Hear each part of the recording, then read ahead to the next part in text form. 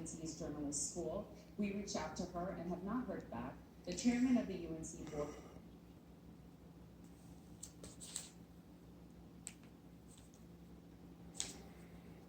The trustees told CBS News that the board has taken no action and made no decision concerning her employment or tenure. First on CBS This Morning, best-selling author, that's Ta-Nehisi Coates, joins us to discuss the tenure controversy and the larger debate about the 1619 Project and how we teach U.S. history in this country. Good morning to you, Ta-Nehisi Coates. It's always good to have you here. I know that you know Nicole Hannah-Jones very well, and I know you've been talking to her, and you don't want to betray any confidence or any confidential conversation. Sorry. But I'm very curious about your reaction. I don't like looking at her either. Good morning, Gail. I'm sorry I can't be in the studio with you guys. Yeah, me too. I can't wait. Not that he's any better. You know, my reaction is that... well, maybe a little. This is clearly about Nicole, who is, to my mind, a little better. if not the most decorated journalist in our profession. Y'all send y'all comments on... Y'all please send your comments on Ta-Nehisi Coates. Any and all respectful comments is accepted. I prefer pro-black people, but any respectful comment is accepted.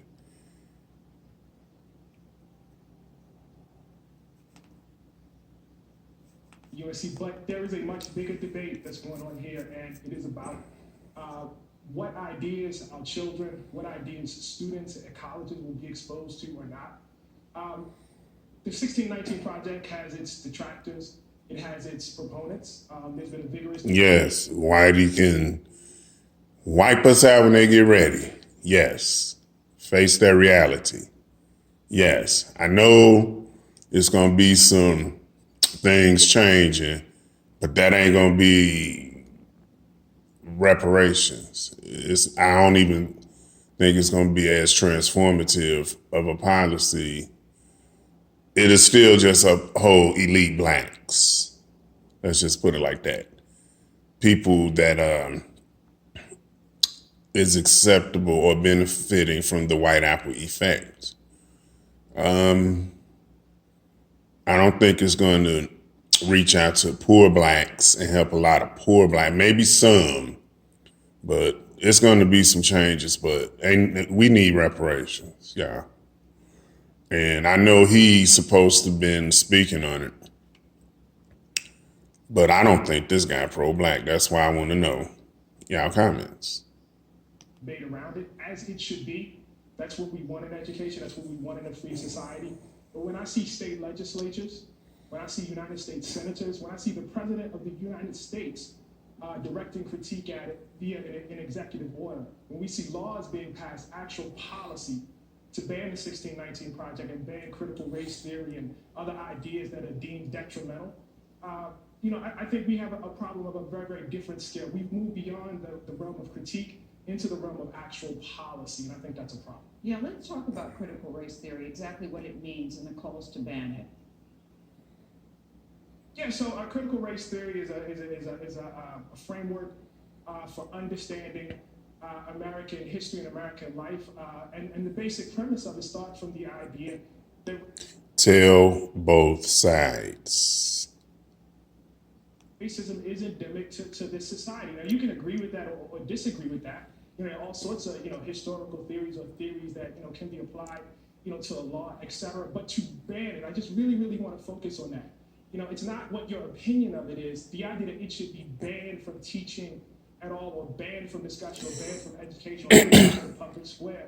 I just, I think that's a huge problem. I think whatever your opinion on those ideas are, you should find that problem. Indifferent. There are many notions and ideas in America that I totally and completely disagree with. Not totally, but a lot of people who I think are at least 50-50 I wouldn't indifferent. Move for schools and for universities to ban it. Because a lot of black elitists build off of that. What do you believe the critics of the And a lot of the accolades aren't really authentic. They be like pseudo. I keep saying pseudo. I don't want to speak for the critics, because I think that I don't want to, get into a path where I just think that's a totally different level. Ta-Nehisi, what do you believe the critics of the 1619 project are worried about?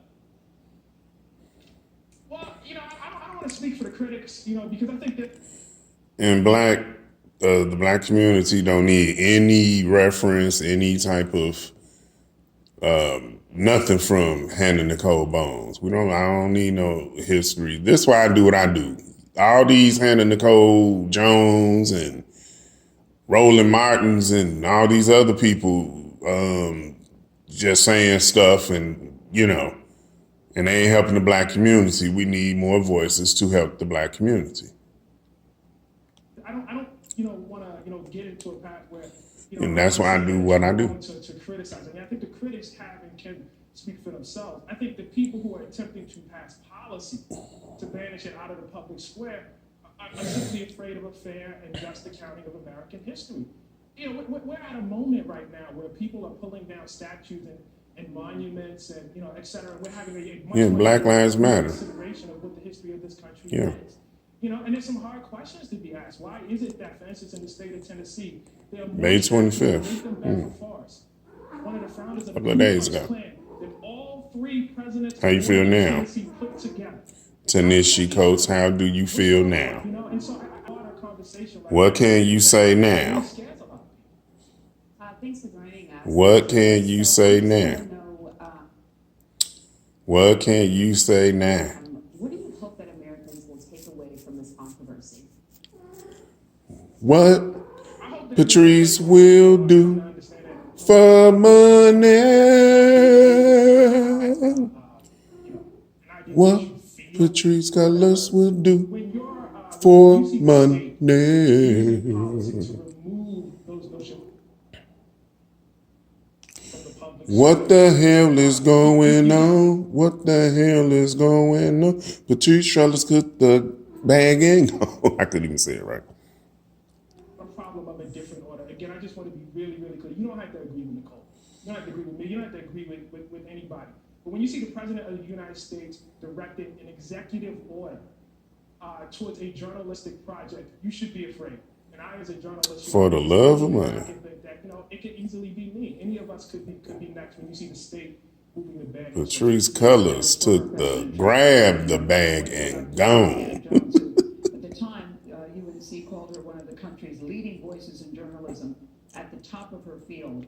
Her supporters say, listen, her credentials are impeccable, so is her work. How? So how does she go from What that do to now we're not sure? Nicole Hannah Bones do for the black community is all I'm trying to say. Number one. That's not what's happening here. And y'all do y'all research on. I just glanced and read. I didn't do no thorough research, but from what I seen, some of that was just some built up stuff amongst black elitists. The acceptance, being the fact that an acceptance. But come on now, don't nobody need no kind of history, nothing from Hannah Nicole. Just give a broad range of how much support there is. It's gone live on the route. It has. I mean, it looks like it has hundreds of signatures. And the line that strikes me here is that few single works have been threatened with more restrictions than the 1619 project. Yeah, I mean, look, I've certainly tried to make a career writing things that provoke conversation. I've never ever written anything that drew the ire of 22 United States senators. They drew the ire of multiple attorneys generals. They drew the ire of the state of Texas. They drew the ire of Nicole's home state of Iowa. I think Tom Hossie, I'm sorry, we're going to run out of time, but we're all watching. And thank you for. The line restrictions than the 1619 project. Yeah, I mean, look, I've certainly tried to make a career writing things that provoke conversation. I've never ever written anything that drew the ire of 22 United States senators. Come on, man. They drew the ire of multiple attorneys generals. They drew the Come on, ire all of this state hype. Texas. That's what I mean. Her accolades are hype. A lot of them. Tom Hossie, I'm sorry. That black elitists. Yeah. Quit doing that, y'all. Pumping up people, giving people accolades that they really, truly don't deserve. Stop doing that, black folks.